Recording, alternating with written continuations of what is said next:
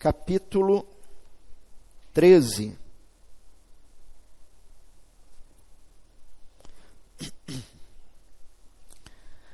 Mateus capítulo 13, hoje com a parábola do semeador e a explicação de Jesus. A explicação de Jesus sobre a parábola. Então eu vou fazer a leitura do verso 1. Eu vou fazer até o verso 23, entendendo que a reflexão hoje é do 1 ao 9 e depois do 18 ao 23. Então, eu vou fazer até o 17, porque o 18 é a explicação de Jesus. Então, no 18 os irmãos vão poder se assentar e nós vamos entender tudo isso aqui, tá bom? Então, a partir do verso 1, eu vou até o 17. Naquele mesmo dia, Jesus saiu de casa e se assentou à beira-mar. E grandes multidões se reuniram em volta dele, de modo que entrou num barco e se assentou. E toda a multidão esperava em pé na praia. E de muitas coisas lhes falou por parábolas, dizendo: Eis que o semeador saiu a semear. E ao semear, uma parte caiu à beira do caminho, e vindo as aves, a comeram. Outra parte caiu em solo rochoso, onde a terra era pouca, e logo nasceu, visto não ser profunda a terra. Saindo, porém, o sol a queimou, e porque não tinha raiz, secou-se. Outra parte caiu entre os espinhos, e os espinhos cresceram e a sufocaram. Outra, enfim, caiu em boa terra e deu fruto, a 100, a 60 e a 30 por 1. Quem tem ouvidos para ouvir, ouça. Então os discípulos se aproximaram de Jesus e lhe perguntaram: por que o Senhor fala com eles por meio de parábolas? Ao que Jesus respondeu: porque a vocês é dado conhecer os mistérios do reino dos céus, mas àqueles isso não é concedido. Pois ao que tem, mais será dado, e terá em abundância. Mas ao que não tem, até o que tem lhe será tirado. Por isso, falo com eles por meio de parábolas, porque vendo não veem, ouvindo não ouvem, nem entendem. Assim, neles se cumpre a profecia de Isaías. Ouvindo, vocês ouvirão, e de modo nenhum entenderão. Vendo, vocês verão, e de modo nenhum perceberão. Porque o coração deste povo está endurecido. Ouviram com os ouvidos tapados, e fecharam os olhos, para não acontecer que vejam com os olhos, ouçam com os ouvidos, entendam com o coração, se convertam e sejam por mim curados. Bem-aventurados, porém, são os olhos de vocês, porque veem, e bem-aventurados são os ouvidos de vocês, porque ouvem. Pois em verdade lhes digo que muitos profetas e justos desejaram ver o que vocês estão vendo, mas não viram, e quiseram ouvir o que vocês estão ouvindo, mas não ouviram. Até aqui, essa é a palavra do Senhor, e na exposição vamos até o verso 23. Podem se assentar. Eu vou pedir que me tragam um copinho de água, por favor, que o meu aqui já foi. Bom, meus irmãos, estamos dando prosseguimento, então, nessa série de parábolas, né, que começou no domingo passado. E no domingo passado, nós vimos exatamente do verso 10 até o verso 17, que é uma explicação do porquê Jesus falava em parábolas. Falamos sobre isso no domingo passado, né? Inclusive, no domingo passado eu li com vocês o texto de Marcos, capítulo 4. Depois você marca aí para ler em casa. Capítulo 4, do verso 10 ao 12, que também é o mesmo trecho aqui, só que Marcos, ele resume mais. E, assim, o resumo da ópera, né, para usar esse termo, o resumo da ópera em que, por que Jesus falava por parábolas? E muitos talvez pensassem assim, né? Domingo passado alguns saíram daqui dizendo: pastor, eu achava que Jesus falava em parábolas para facilitar o entendimento, não é?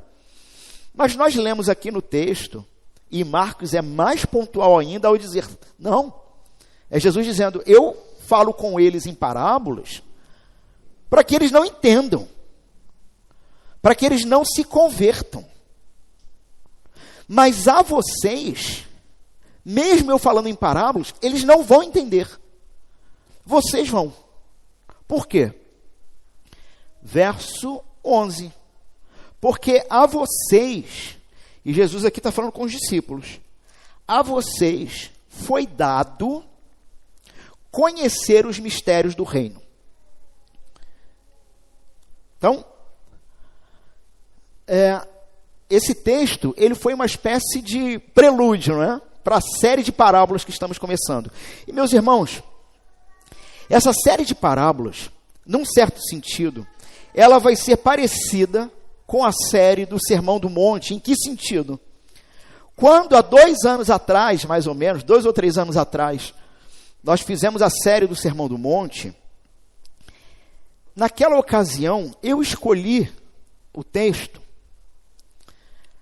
mas eu não tinha noção que o Sermão do Monte seria tão duro, tão difícil, tão pesado. O Sermão do Monte é o primeiro grande discurso de Jesus em Mateus. Aqui o capítulo 13 de Mateus é o terceiro grande discurso de Jesus. E, meus irmãos, quando fica claro, então, por que Jesus falava em parábolas, nós vamos perceber que, na verdade, a série de parábolas vai ser tão difícil quanto. Meus irmãos, é como uma armadilha. O objetivo das parábolas, na verdade, é sondar coração. E aqueles que ouvem, entendem e têm o coração modificado nesse processo, eles têm refrigério. E não somente têm refrigério, mas eles aprendem mais um pouco sobre o que é ser cristão e como viver como cristão. Agora, os que não entendem, esses que Jesus falou, esses não vão entender. Meus irmãos, a esses, e eu preciso ser bem cru aqui com os irmãos, como o texto é cru. A estes que não entendem e não têm o coração modificado pela palavra de Jesus, o único paraíso que vão experimentar é essa terra. Não haverá outro paraíso. E não somente essa parábola, mas quase todas as parábolas, nós percebemos, na maioria dos pregadores, por aí, que houve e há uma tentativa de domesticar a parábola, tentando até aliviar ou explicar alguma coisa, assim, tentando. Mas, meus irmãos, uma característica das parábolas de Jesus é o absurdo. Jesus usa absurdos. Absurdos. Mas até mesmo absurdo tem algo pedagógico aqui.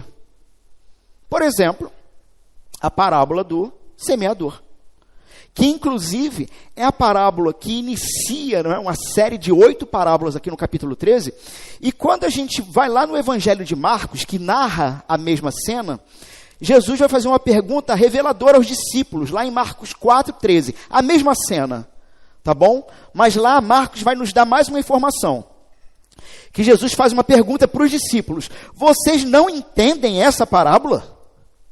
Como, então, vão entender as outras?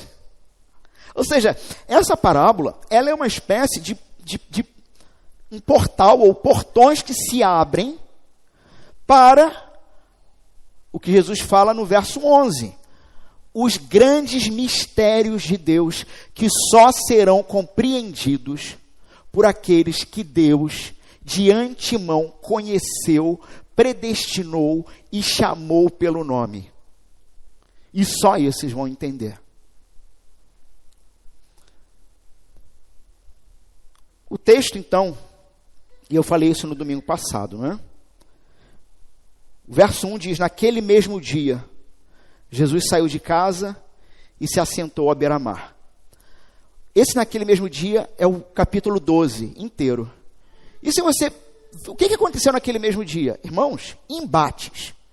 Embates com fariseus, com os homens da lei lá, da Torá. Eles mesmos vão também planejar matar Jesus. Jesus tem um embate até mesmo com a mãe, com os irmãos dele, onde ele define ali o que de fato, ou quem de fato faz parte da família dele. Então, o verso 13 e essa abertura de parábolas, eu falei isso no domingo passado, ele traz uma característica também das parábolas. Palavras de graça, mas também palavras de juízo. De juízo. Jesus, então, ele abre as portas, não é, das parábolas com um semeador. E, meus irmãos, a gente não pode esquecer que naquele contexto de Israel e do Oriente Médio, aliás, bom, até os dias de hoje, mas naquele contexto, talvez até mais, semente era algo muito precioso. Muito precioso. Então você olha para o texto, mas como assim? Saiu o semeador a semear e cai pelo caminho e cai em local rochoso, né? Cai entre espinhos e algumas caem em terra boa. Meus irmãos, isso sozinho, Jesus ele dá essa ênfase porque só isso já é o absurdo. Porque naturalmente, como era feito a semeadura? Bom, espalhava-se a semente, jogava-se a semente, depois arava a terra, para que a terra afundasse e cobrisse a semente, e ali aguardava que Deus mandasse chuva, né? Para que desse colheita. Então não era um trabalho tão diferente dos dias de hoje. A ideia aqui do que Jesus está dizendo é o seguinte: o semeador, verso 4. Ao semear, uma parte caiu à beira do caminho. O que ele está dizendo é, bom, ele está lá com sacos de semente. E ele está indo para o campo. Então havia o campo. Só que enquanto ele chega no campo, e o campo era o objetivo, a saber, o que vai ser esse campo. Verso 8, a terra boa. O campo era o objetivo. Só que, vocês já viram, ou já repararam, beira de estrada, tá? Beira de estrada, antigamente era linha de trem, só que hoje os transportes de semente no Brasil são feitos muito mais por caminhões do que por trens, né? Então, se você um dia fizer uma viagem, assim, que tu pegar uma estrada, você repara a beira da estrada, que você vai ter, assim, até em alguns lugares, parece que alguém foi lá e plantou um canteiro, né? Na beira da estrada. Não é que ninguém plantou um canteiro ali, é que os caminhões que passam, as sementes caem. Então você tem essa ideia. O semeador sai a semear, só que na parábola de Jesus, essas sementes vão cair em lugares não apropriados. Mas por que Jesus está fazendo questão de nos dar essa informação? Pelo seguinte, mais uma vez, Jesus, na sua missão de instaurar o seu reino, ele está querendo colocar algumas delimitações claras. Sim, o mundo se divide entre aqueles que têm Jesus como Senhor e Rei e os que não têm. E nessa parábola, Jesus está dizendo, existem 4 respostas a minha mensagem. Onde nós vemos no verso 19. A todos os que ouvem a palavra do reino. Então, o que são essas sementes? Claramente, irmãos, é a palavra do reino. Jesus está dizendo, a palavra do reino, essa semente, está sendo semeada. E quem é o semeador aqui, irmãos? É o próprio Cristo. Não é à toa que aqui, no verso 14, vocês viram que Jesus está citando um texto de Isaías? Viram ou não viram, irmãos? Mantenham suas Bíblias abertas. É porque, eu já falei isso, eu não tenho coragem de falar alguma coisa só de pegadinha, né? Mas vocês têm que estar com a Bíblia aberta, né? Sermão não é algo que você ouve passivamente. Sermão aqui é uma luta. É um embate. Eu não sei se vocês sacaram, tá? Nós estamos brigando aqui. Brigando, estamos numa briga. E quando eu abro o texto e digo, assim diz o Senhor, eu estou chamando vocês para um UFC espiritual. Porque é uma briga para que o Espírito lhes abra o coração e lhes modifique vontades, desejos e ações. É uma briga. Sermão não se assiste, sermão se participa. Senão daqui a pouco vocês estão pensando em Tom e Jerry voando aí. Então aqui comigo. Aqui comigo. Quando Jesus, no verso 14, está citando Isaías, o contexto desse texto de Isaías é dizer o seguinte: olha, Israel está desgraçado. Isaías se apresenta para ser profeta do Senhor e o Senhor diz, vai lá, mas olha só, você vai pregar e eles não vão ouvir. Por quê? Isso é decreto meu. Eu não quero que eles ouçam. Se você ler esse texto todo de Isaías capítulo 6, você vai ver Deus dizendo, eu não quero que eles se arrependam, eu não quero que eles ouçam, eu não quero que eles venham a mim para serem curados, porque eu não os quero curar, eles serão exterminados, mas haverá ainda uma semente. Olha que interessante, lá em Isaías. Um remanescente, o broto de Jessé. Cristo é esse remanescente, é essa sementinha preservada, porque todo o resto de Israel estava desgraçado. E aí Cristo, como o verdadeiro e perfeito Israel, representante, rei, ele se apresenta como esse que agora, sendo a própria semente, semeia. Entenderam aqui como que tudo isso se encaixa? Ele é o semeador que semeia ele mesmo, ele está se semeando. E a graça já é manifesta pelo fato em que sim, existe um solo que claramente o semeador, que é um profissional, sabe que é bom. Mas ele está semeando em tudo que é canto. Por quê? Para que ninguém possa dizer, nunca passou um profeta por aqui. Essa é a ideia. E por que eu estou afirmando isso? Porque, novamente, então, Jesus aqui em Mateus está dizendo, 4 respostas virão com a minha semeadura.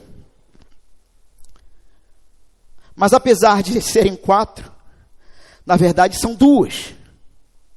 Uma, que de fato terá relação comigo, profunda. Mas 3 que se manifestam, né, de 3 formas diferentes, mas que no fim é a mesma coisa.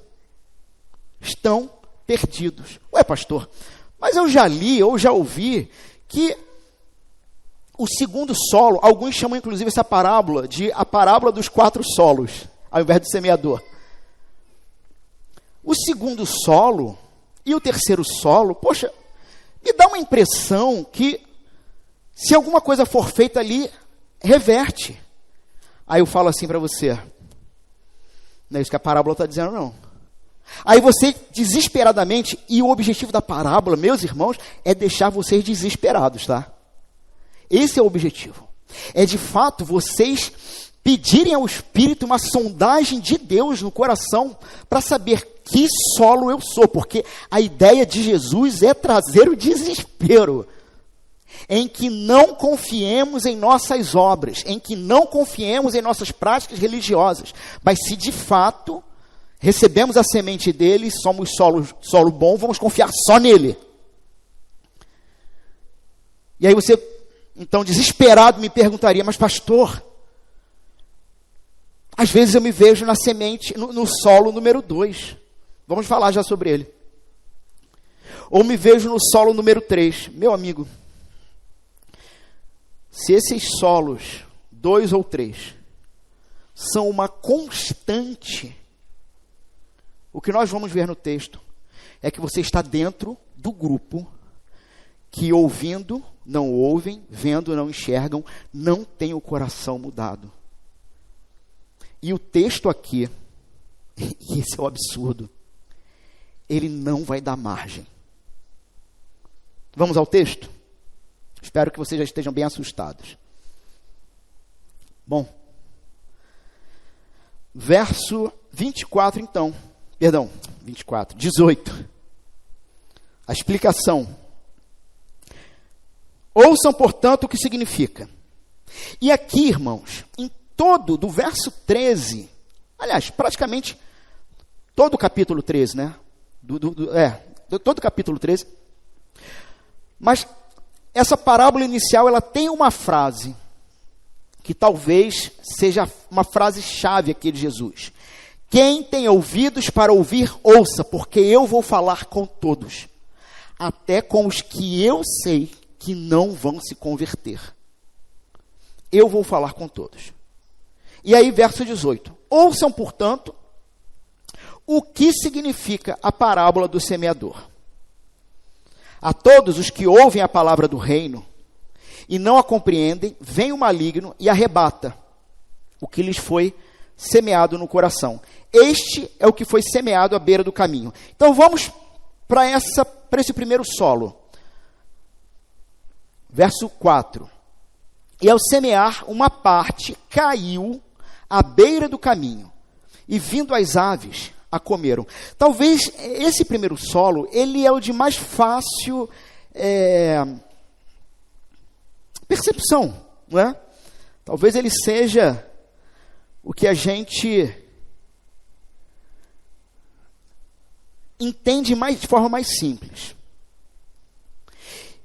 Mas a gente tem que tirar aqui, irmãos, essa poltrona confortável que às vezes nós podemos ter ao olhar para a parábola. Por quê? Porque há um instinto nosso, quando a gente ouve essa parábola, é assistir de fora. Então, por exemplo, eu li a parábola, não li? Aí você diz assim, que interessante, 4 tipos de solo. E aí, você pode começar a distribuir esses solos. Olha, à beira do caminho, bom, esse é meu cunhado. Meu cunhado. Não quer saber de Deus. A área pedregosa, bom, é aquele que veio aí uns meses, sumiu. Os espinhos é o povo materialista. E aí você aparentemente vai catalogar todo mundo se safando. Só que, novamente, irmãos, o objetivo de Jesus é te levar a um confronto pessoal. E guardem isso. Toda pregação é um embate. É uma briga. É uma luta. Jesus, então, vai comparar Satanás com as próprias aves que vêm. O que ele está falando? O que é a beira do caminho? Você tem a estrada, tá? E você tem beirando a estrada, isto é a beira do caminho. Chão batido. Qual é a ideia? A semente caiu ali. Caiu ali. Só que é o seguinte, ela não germinou. Ela não teve contato real com a terra. É a palavra de Deus que é pregada. E, meus irmãos, nesses 7 anos de plantação, tenho a impressão que todos esses 4 solos passaram por aqui. São pessoas que ouvem a palavra de Jesus e realmente aquilo não tem nenhum tipo de conexão com ela. É uma semente que está caída ali. Aí Jesus diz, bom, veio a ave e comeu. Simplesmente porque não houve nenhum tipo de conexão, interação, desejo, nem nada com a palavra. Vem o maligno e arrebata o que lhes foi semeado no coração. Este é o que foi semeado à beira do caminho. Alguns, irmãos, alguns comentaristas, eles vão trazer uma ideia que eu confesso que eu não sei se eu concordei muito. Parece que faz sentido, mas eu não sei se a palavra diz isso exatamente, o texto bíblico. Mas eles vão dizer o seguinte, é possível essa interpretação. Eles vão dizer o seguinte, pessoas, se o solo é o coração, ele vai falar então sobre pessoas que tiveram um contato com Jesus, só que um contato apenas intelectual, superficial, tá? E que aquilo, na verdade, nunca gerou nada, aparentemente. Jesus continua. O que foi semeado em solo rochoso, esse é o que ouve a palavra e logo a recebe com alegria. Irmãos, e aqui nós começamos a ter um problema, um assombro. Por quê? Porque Jesus está comparando aqui o solo rochoso com pessoas que, por exemplo, chegam numa igreja com uma pregação saudável, expositiva, e nós já vimos muito isso. Pessoas que chegam aqui e já saem pulando de alegria, dizendo, eu vou ser membro aqui. Nossa, que lugar maravilhoso. Jesus me trouxe aqui. Esse lugar é feito para mim. Irmãos, eu não estou falando sobre pessoas que acabam não ficando porque se conectam melhor com outras igrejas. Não é isto, e não é isto que o texto está falando. Mas está falando daquela pessoa que ela teve uma relação emocional com o Evangelho. Ou seja, não tinha, de fato, a terra ali, aquele coração, ele não tinha profundidade para essa palavra fincar raiz. E por que ele está dizendo isso? Porque uma planta, quando ela finca raiz, e a parábola diz, vem o sol, não é? E aquece. Vem o sol e aquece. Se a planta tem raiz profunda, ela puxa do solo umidade e se sustenta. Então, o que ele diz é o seguinte, olha, esses ouvem, recebem com alegria, mas não têm raiz em si mesmo, sendo de pouca adoração. Quando chega a angústia, quando chega a perseguição, por causa da palavra, logo se escandaliza. Ou seja, não vinga. O texto não dá margem nenhuma para dizer, não, ele se converteu, mas está meio fraco. Não, ele está dizendo o seguinte, o solo é rochoso. Ele tinha aparência de crente. Ele tinha uma fala fervorosa, piedosa, teológica. Mas, irmão, quando a vida apertou o seu calo, ele praguejou contra o Senhor. Ele se desviou do caminho. Ele foi embora. Por quê? Porque como passou talvez 10, 15, 20, 50, 70 anos, 80 anos, dentro de uma igreja, ouvindo, mas não entendendo. Não houve, de fato, uma profundidade de relação com Jesus. E quando veio, na parábola, o sol, esse indivíduo ele não tinha de onde perceber e receber graça, porque ele nunca teve relação com Jesus. O primeiro, o segundo e o terceiro solo, já vamos falar do terceiro, são pessoas das quais, então assim, o primeiro solo, talvez é o sujeito que nem fique mesmo na igreja, por isso que eu falei, esse é mais fácil de identificar, não é? É o sujeito que ouve e nem, não se interessa. Não quero saber disso. Só que os outros dois solos, eles estão na mesma categoria daquele grupo de pessoas que um dia ouvirão de Jesus o seguinte, eu nunca conheci vocês, mas Senhor, no seu nome profetizamos, ensinamos, teve cura, teve milagres, fizemos um monte de coisa no seu nome. E é interessante que lá nesse texto, Jesus não desmente eles, não é? Jesus não fala, seu mentiroso, não teve nada, você está mentindo. Não, Jesus, ele só fala assim, não, tudo bem, mas eu não te conheço. Como que é possível ter acontecido esses milagres e tudo mais? Porque é Jesus que faz. É Jesus que faz. Agora, esses indivíduos são o que poderíamos chamar então de o joio que está crescendo junto, que tem aparência de crente, que tem linguagem de crente, que tem roupa de crente. Mas, irmão, quando o evangelho começar a exigir comprometimentos no trabalho, na família, nos seus negócios, enfim,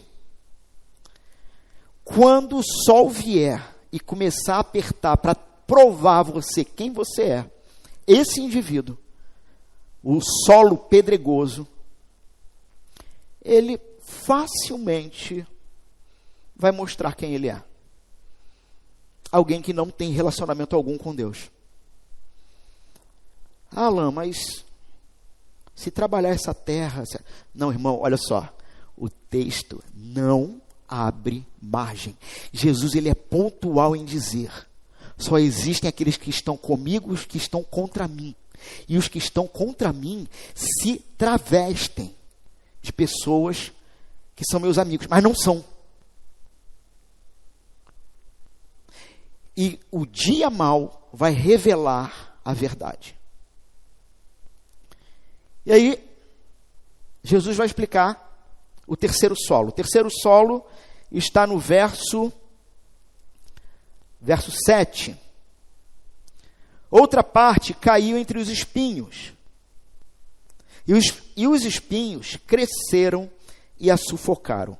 E aí Jesus vai explicar lá no verso... Me ajudem? 22. O que foi semeado entre os espinhos, quem é esse? Ele ouve a palavra. No entanto, os espinhos aqui são essa ideia de um coração que ele está dividido. Então, olha só, diferente do terreno pedregoso, o terreno dos espinhos tinha terra ali. Tinha uma quantidade de terra para, de fato, aquela semente ali germinar. Só que os espinhos ali estão competindo com essa planta nessa terra. Ou seja, são homens e mulheres que vivem uma vida religiosa dentro da igreja com o coração dividido, mas se esquece que não é possível servir a dois senhores. Ou você serve ao Senhor Deus, ou você serve ao dinheiro. Ou você serve ao status que esse mundo pode dar. Esse é o solo espinhoso. Um solo de coração dividido. Ouve a palavra, verso 22. Porém, as preocupações deste mundo. O que são as preocupações desse mundo, meus irmãos? Já viu gente com crise de ansiedade? Não estou dizendo que esses não são salvos, não. Calma. Talvez a maioria aqui tenha crise de ansiedade. Mas preocupações deste mundo têm relação com uma angústia interior, porque tenta controlar a vida. Só que percebe que não tem controle nenhum sobre nada. Então, preocupações com esse mundo. O indivíduo, ele não descansa no Deus soberano e eterno. Eu tive o meu carro deu defeito. Agora, essa semana. Foi para mecânico, de novo. É um carro automático. Então, o valor, vocês imaginem, muito alto. E abrindo o coração com um pastor amigo, a resposta dele consolou. O Senhor está assentado sobre o seu trono e ele reina. É isso. É isso. Vem a dificuldade da vida. Solo 2. O Senhor está assentado, reinando. Vem uma preocupação com esse mundo que começa a me angustiar e me dar a crise de ansiedade. Que cá para nós, irmãos, ou pelo menos para mim, tá? Crise de ansiedade se cura com aconselhamento bíblico, não com terapia e com remédio. Porque quando é que tu vai ficar livre dessa crise? Só quando você descansar naquele que está sentado no trono reinando. Enquanto você não descansar nele, você vai passar o resto da vida pagando o condomínio do teu terapeuta. Pagando remédio para a indústria farmacêutica, porque você nunca vai se curar. Crise de ansiedade tem relação com fé. Porque tem relação com descanso. Tem relação não somente com conhecimento intelectual de soberania, governo e reino, mas com um conhecimento profundo no coração, que é o solo onde a semente é plantada, a saber, Cristo, o broto de Jessé, o remanescente enviado por Deus.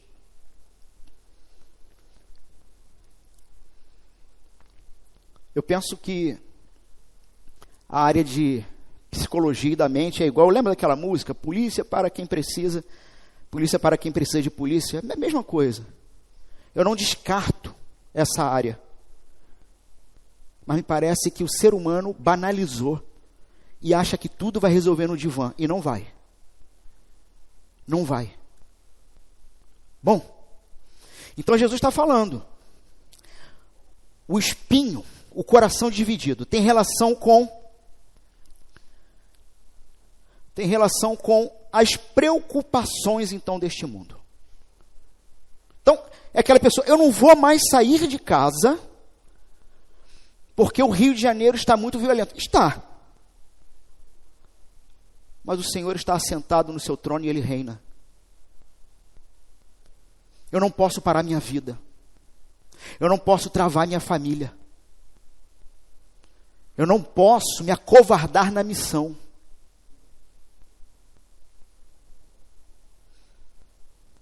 Eu não posso, então, ter esse coração dividido. Jesus continua. Preocupações desse mundo e a fascinação das riquezas. É um outro problema que Jesus está falando, embora eles caminhem juntos. A preocupação com esse mundo vai ter aquela coisa assim, mas será que eu vou ter o que comer amanhã? E veja, é uma preocupação lícita. Lícita, tá? Mas a preocupação com esse mundo é quando você começa então de ter o reino de Deus em primeiro lugar. Mas você precisa garantir o seu reino pessoal para ter o que comer. Então se tornou algo pecaminoso. Mas que anda de mão dada com a fascinação das riquezas. É o seguinte, olha, não me basta ter o que comer, o que beber e o que vestir. Foi o que Jesus prometeu, não foi? Já falei isso aqui em outros momentos. Jesus nos prometeu o que comer, o que beber e o que vestir. O que vier a mais é lucro. Então, se você conseguir comprar um BID, é lucro. Você está no lucro, é um plus. É um plus.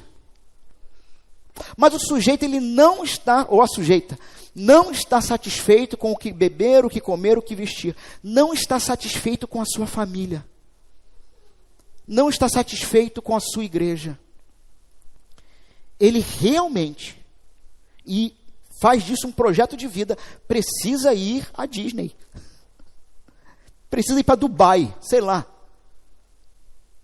Ele precisa, de alguma maneira, mostrar para aqueles seus amigos, amigas da época de escola, sabe, quando faziam bullying em você, Não, agora eu tenho que mostrar que eu estou por cima da carne seca. As riquezas desse mundo. Então, essa segunda parte dos espinhos aqui já não tem mais relação com uma preocupação de manter a vida, mas é agora uma extrapolação disso, onde eu construo toda a minha vida em torno daquilo que vai me gerar mais lucro.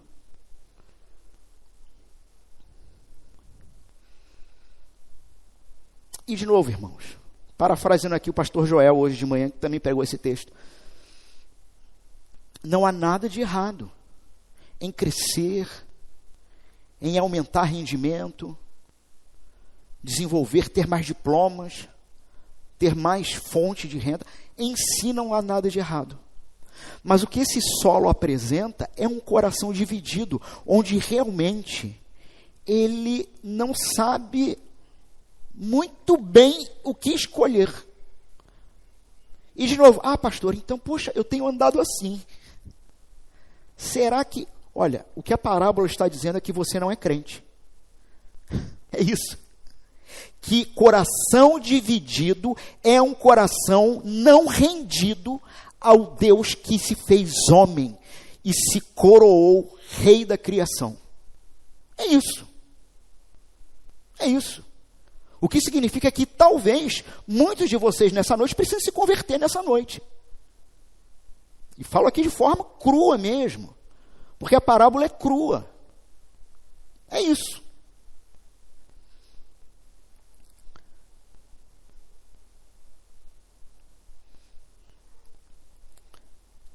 Então, as preocupações desse mundo e a fascinação das riquezas vão sufocar e fica infrutífero.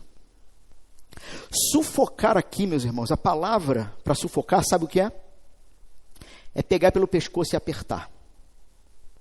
O que Jesus está dizendo é que, literalmente, esse coração dividido com as coisas deste mundo e com a produção de riquezas, irão pegar aquela sementinha lá, que pareceu que ia germinar, pareceu que ia crescer, e vão pegar pelo pescoço e sufocar, matar.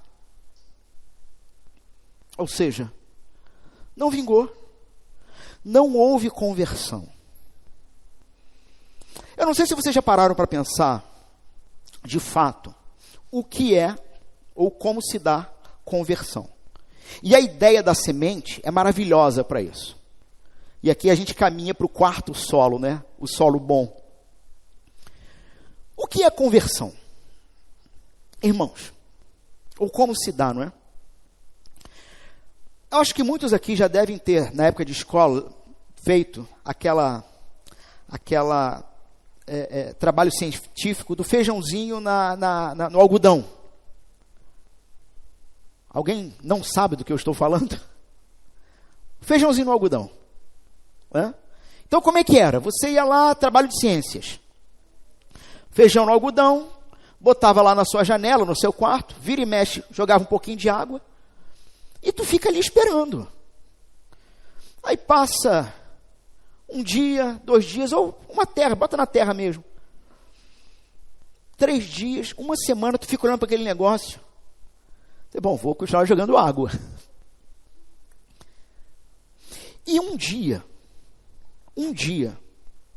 quando você menos espera, você passando assim pelo seu quarto, você bate o olho, e é engraçado que a gente nunca vê, né? O broto está lá. Sai um broto verdinho. A gente não vê aquilo saindo. Quando tu bate o olho, vingou. Converteu. Mas, na verdade, o broto, ele é uma percepção visível de uma realidade que nós não estávamos vendo. Porque vingou foi quando a semente morreu, e morrendo na terra, ela começa a espalhar raízes e puxar suco e nutriente da terra, num processo que nós não estamos vendo. Quando alguém diz assim, tô crente, virei crente, na verdade é o broto, nasceu, é um indivíduo que talvez passe anos e anos ouvindo a semente da palavra. E um dia, sem mais nem menos, e sem apelo, presbiteriano não faz apelo, vocês já perceberam, né? Sem apelo. O sujeito chega para um de nós e fala assim: como é que faz para batizar? Eu tive uma vida de fé, mas desandei já há muitos anos, mas hoje eu quero voltar. Como é que faz isso? O que a pessoa está fazendo é manifestando aquele brotinho. Deu vida. Isso é a conversão. E é por isso que a gente não se desespera se num primeiro momento nós não vemos esse broto. Mas você continua regando a semente que você jogou lá. Para aquele amigo, parente. Verso 8. Outra, enfim, caiu em boa terra e deu fruto, a 100, a 60 e a 30 por 1. Verso 23. Mas o que foi semeado em boa terra, quem é esse? O que é esse solo? É alguém que ouve, e nós temos que olhar de novo para o verso 9. Quem tem ouvidos para ouvir, ouça. Verso 23. É aquele que ouve a palavra, mas basta ouvir, meus irmãos. O que o texto diz? Ouve e compreende. Ouve e compreende. Este frutifica e produz a 100, a 70 e a 30. Então o que Jesus está dizendo? Sim, existe um solo propício. E eu, Jesus dizendo, a semente da palavra, quando chego nesse solo, eu aprofundo ali. Eu começo a criar raízes ali. Esse solo, ele há de ser modificado. Essa semente, então, ela ganha vida, e vejam. Então você pode dizer, bom, eu acho que eu sou esse solo. Só que o texto diz o seguinte: esse solo, se de fato é solo bom, tem necessariamente que produzir fruto. Quais frutos, pastor? Aí, de ponta a ponta na Bíblia, a gente pode... Aí é conversa para grupo pequeno, né? Para expansão. Mas podemos começar pelo fruto do Espírito. Ah, pastor, eu achava que fruto é ficar vindo na igreja o tempo todo. Tu tá maluco? Isso aí, até um ateu bem pago faz. Ficar indo para a igreja o tempo todo. Prova de fé não é isso. Em contrapartida, aquele que ama... Alguém já disse isso uma vez, igreja não salva ninguém, mas igreja é o ambiente dos salvos. É aquele local onde o que foi salvo, lavado e remido pelo sangue do Cordeiro, quando chega, ele percebe o seguinte: este é o lugar mais seguro da terra. Quem dera, de segunda a segunda, eu vivesse num ambiente assim. E aí, deixa eu te dar uma boa notícia. Quando Jesus voltar, esse vai ser o ambiente. O lugar mais seguro, com a presença constante do Pai, do Filho e do Espírito, onde o Espírito, habitando no seu povo, selados para sempre, irão ver o Senhor Jesus face a face, e iremos conversar com Ele e viver de forma segura. O que experimentamos no domingo é um pequeno flash da eternidade. Bom, então o cristão é aquele que de fato produz fruto. Fruto. É aquele que foi amansado. Você quer também pegar outros exemplos de fruto? Pegue as bem-aventuranças. Bem-aventurados os pobres de espírito, os mansos. Então, O cristão, ele realmente apresenta visivelmente, não é, a fé cristã não tem relação apenas com alguma coisa que você diz que sente e que você jura para todo mundo que você foi mudado. A fé cristã tem relação com desdobramentos práticos e vistos por qualquer um. Qualquer um olha para você e diz: quando eu te conhecia tantos anos atrás, você não era assim. Você era muito pior. Você ainda é ruim, mas você era pior. Em determinada situação, olha, você teria agido de outro jeito, mas você agora agiu completamente diferente do que qualquer ser humano faria. E é interessante é que o Senhor Jesus aqui nesse texto, para falar dos frutos, percebam que ele não está dizendo assim: olha, todos terão o mesmo fruto. Crente é quem apresenta a mesma quantidade de fruto. Não. Uns vão produzir a 100 por 1, outros a 60, outros a 30. Ou seja, cada um tem seu ritmo, cada um tem seu chamado, cada um tem questões dadas por Deus específicas. E cada um vai produzir frutos conforme a soberania do Senhor. Então, nesse sentido, não há nem esse tipo de comparação. Não, se o sujeito não faz como eu, não vive como eu, então ele não é o cristão. Não. O fruto dele, a quantidade que ele produz, é uma relação dele com o Senhor. O Senhor Jesus, então, ele termina aqui a explicação dessa parábola, né, para começar a propor outras parábolas. Mas o que fica, então, é esse confronto pessoal. Quem eu sou diante do rei, dentro do seu reino? Eu sou à beira do caminho, que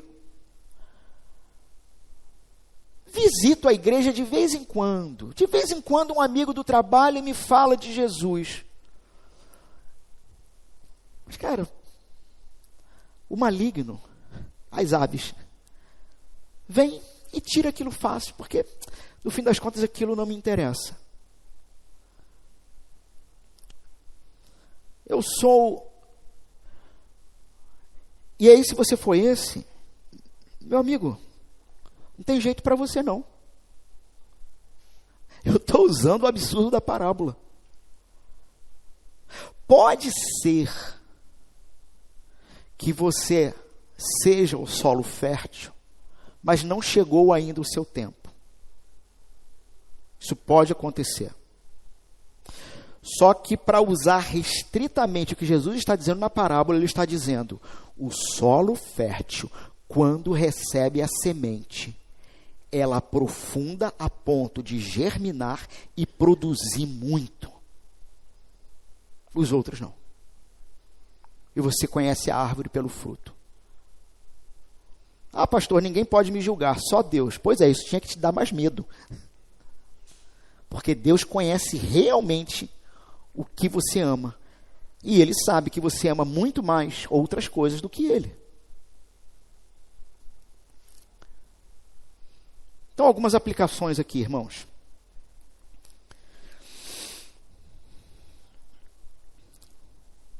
Você que está aqui hoje, já está talvez há muito tempo na igreja, talvez nesta igreja aqui, há 7 anos, há 3 anos, talvez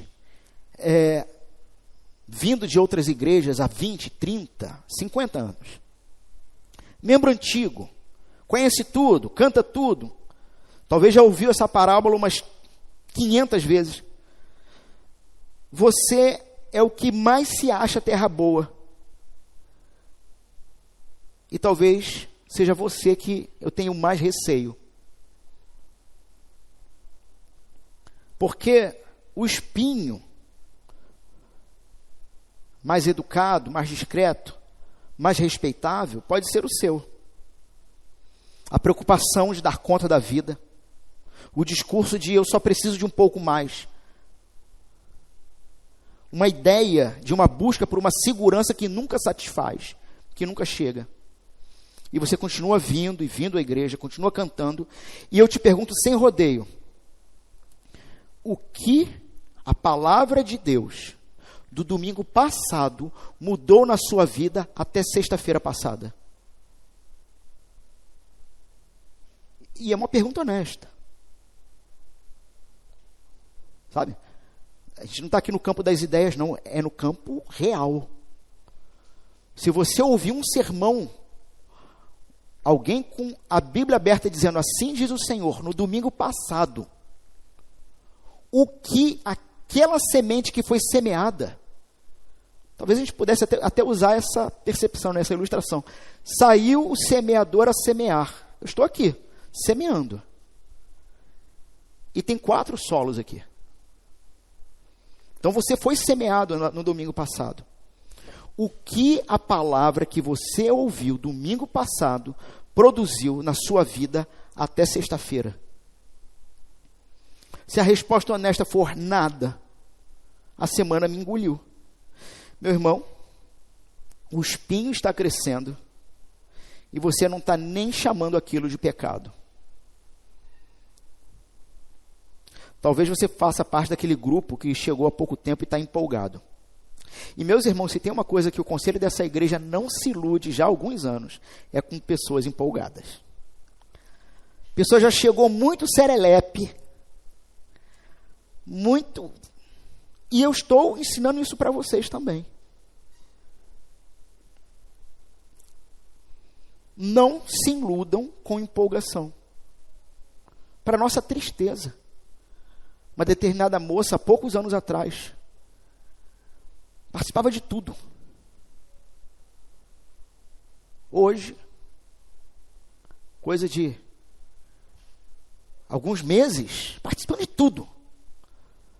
De repente, solo rochoso, ou era o espinho, não sei aí qual solo que essa pessoa era. Essa moça se encontra completamente distante do Senhor e alegremente, publicamente, postando uma vida distante do Senhor.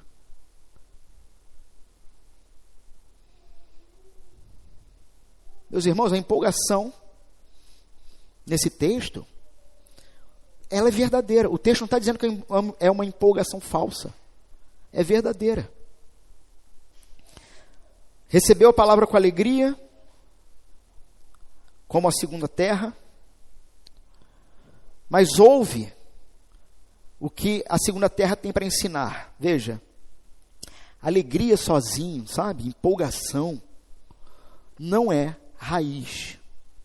O sol ainda não bateu com força na sua vida, a angústia de verdade, o custo de verdade de seguir a Cristo, quando trabalho, família começarem a cobrar o preço, quando isso bater, e vai bater, o que vai te segurar não é intensidade de emoção,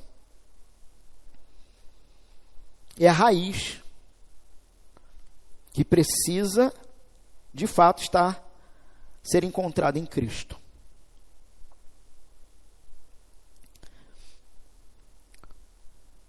Talvez você esteja sufocando, desempregado, endividado, com diagnóstico na família, casamento por um fio, com filho que te tira sono.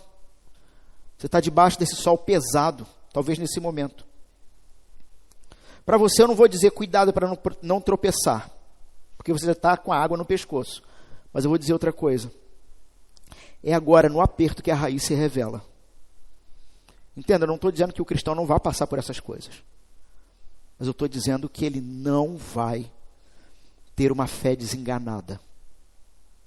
E essas provações, quando vêm, meus irmãos, é para glorificar a Deus. Porque mesmo na dor, mesmo na preocupação, você vai perceber o seguinte: o Senhor está assentado num trono e Ele reina. e eu estou seguro.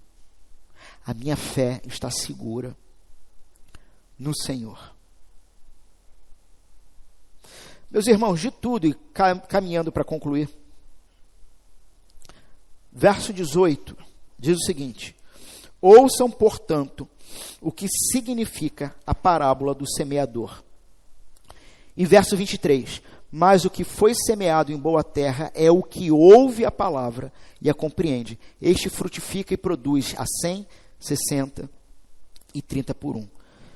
Meus irmãos, a graça de Deus se manifesta no fato em que Jesus tem os seus próximos dele e ele para te explicar o reino dele. Cristo abre o sentido, e isso é graça. Com isso, irmãos,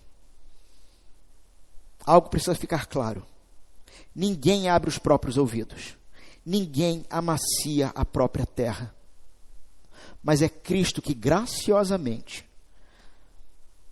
te chama para perto, te abre os ouvidos e te revela os grandes e maravilhosos mistérios do seu reino. E a pergunta que fica para nós essa noite é: o que você vai fazer com esses mistérios que estão sendo revelados?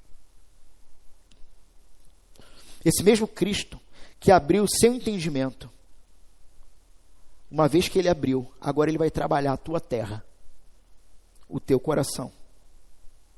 Porque a graça que abre o ouvido é a mesma graça que quebra pedra, que arranca espinho. Você não vira terra boa, sabe, se fabricando. A terra se torna boa ao se render a essa semente.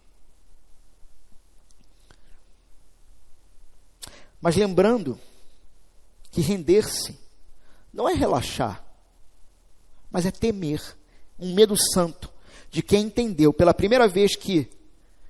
E é isso que você tem que sondar o seu coração. Entender que você ouviu a vida toda, mas talvez até este momento nunca tenha recebido. E agora, com os ouvidos abertos por Cristo, você não pode mais fingir que não sabe. Eu me lembro quando meu pai foi entrevistado para ser membro dessa igreja. Meu pai se tornou crente na sua adolescência. E a pergunta que eu fiz para ele: quando você entendeu o Evangelho? E ele, com seus 60 e poucos anos, riu e falou assim: tem 2 semanas. Tem 2 semanas. Aquele que é convertido por Jesus se alegra no Senhor e apresenta os seus frutos. Então eu fecho aqui sem te dar aqui um refresco, tá? Porque o texto não dá. A tarefa dessa semana não é uma tarefa de fazer. Sabe o que eu faço essa semana com esse texto? Mas talvez uma tarefa de olhar, refletir. Durante essa semana, separe um tempo, sozinho, diante de Deus. E depois disso, chame um irmão para perto. E um irmão piedoso. Diante desse irmão, responda para ele com honestidade a uma pergunta: você vê fruto do Evangelho em mim? Eu me lembro um amigo há muitos anos, em que, do nada, um dia sentou comigo e me perguntou: Alan, você acha que eu sou um canalha? Havia um contexto para aquela pergunta. Mas eu achei tão honesto. Eu falei: você não é um canalha, você só tem tomado decisões muito erradas na vida, querendo acertar. Então, depois de refletir diante da palavra, chame irmãos piedosos e se permita ser sondado. Eu sou crente. Uma das perguntas que nós fazemos para quem quer ser membro dessa igreja, que parece uma pergunta fácil, mas não é, é a seguinte: quais são os indícios que você tem para apresentar que provam que você é convertido? Muitos aqui não fizeram esse questionário, que é mais recente. Quem é mais antigo da casa, não é? Quem faz hoje passa um aperto, tá bom? Para ser membro.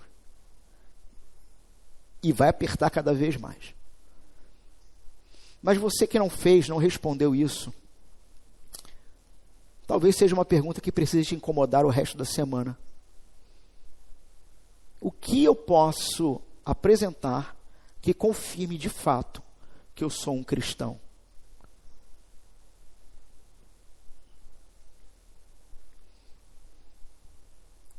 Não é para perguntar se você é alguém emocionado na igreja. Não é para perguntar se você é alguém ativo na igreja. A pergunta é: eu tenho apresentado fruto que permanece? Onde a palavra que eu ouço mudou a minha vida de verdade? Em que momentos da minha vida o sol veio, bateu forte, queimou, mas não secou? A fé me sustentou.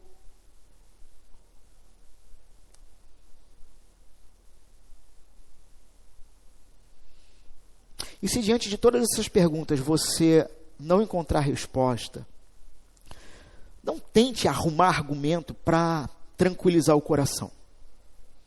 A minha proposta para você é: fique com medo. Leve esse medo para o pastor, para os presbíteros, para o grupo pequeno, para a reunião de oração.